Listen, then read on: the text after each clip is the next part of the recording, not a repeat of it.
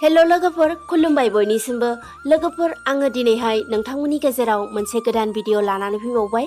दिनैनि भिडिअआ जागोन जे जोंनि भारतनि बिफा महात्मा गान्धीया बुंलांदोंमोन अहिंसायानो देरसिन धोरोम। थारै बे बाथ्रायाव जोबोर गोथौ ओंथि हाबनानै दङ। बिनि गोथौ गुमुरखौ जोङो सरासनस्रा नोजोरजों नायोब्ला जोङो बुजिनो हाया। जोङो जुदि बिनि गोथौ गुमुरखौ बा बिनि ओंथिखौ बुजिनोब्ला जोङो गुवार गोसोजों गोथौ मेलेमजों साननानै नायोब्लासो जोङो बिनि ओंथिखौ बुजिनो हागोन। नोंगौ लोगोफोर, अहिंसायानो देरसिन धोरोम। जेब्ला सुबुंनियाव अहिंसा होननाया गैया जागोन अब्ला सुबुङा गुबुनखौ मुगैनाय, नासयनाय, गादबनाय, इनाय आखु खालामनायफोरा सुबुंनियाव सोमजिगोन आरो लासैनो धोरोमा गैया जालांनो हमगोन।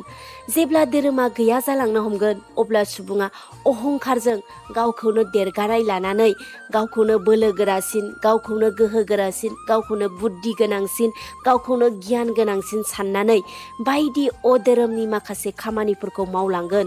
बेवहायनो गोबां माखासे गाज्रि आखुफोरा सुबुंनि गेजेराव गावजों गावनो सोमजिलायनो हमगोन।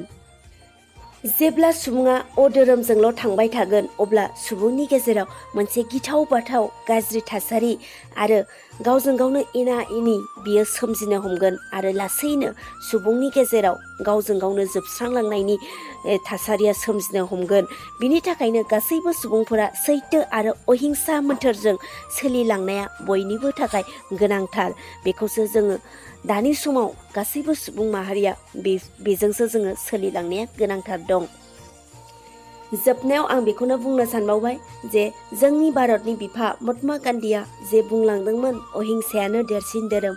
थारै बिनि गुमुरखौ जोङो बुजिनानै गासैबो सुबुंफोरानो बिनि ओंथिखौ बुजिनानै जोङो खामानिफोरखौ मावलांगोन होननानै गासैबो सुबुंफोरखौनो आसा खालामनाय थाबाय आरो दिनैनि भिडिअखौ आङो बेखिनियावनो दोनथ'नाय जाबाय। बाय बाय लोगोफोर, उननि भिडिअआव नोंथांमोनखौ थाबैनो लोगो मोनगोन।